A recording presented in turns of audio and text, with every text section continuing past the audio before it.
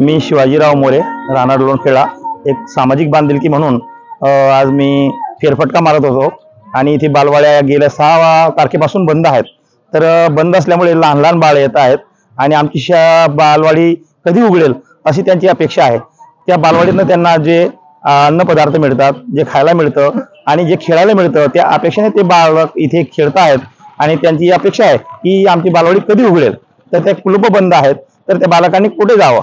तर हा जो विषय आहे हा अतिशय महत्त्वाचा आहे आणि शासनाने यावर दखल घेऊन याची कार्यवाही पुढे करावी आणि लवकरात लवकर बालवाड्या सुरू कराव्यात अशा अपेक्षेने आज मी हा विषय मांडलेला आहे. माझे नाव रवींद्र रमेश बोरसे. हे अंगणवाड्यांच्या 6 तारखेपासून संप आहे, बरोबर.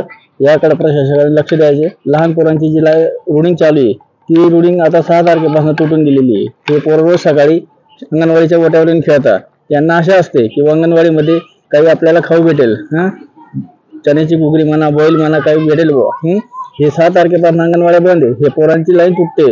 याच्याकडे प्रशासनाने लक्ष द्यायला पाहिजे.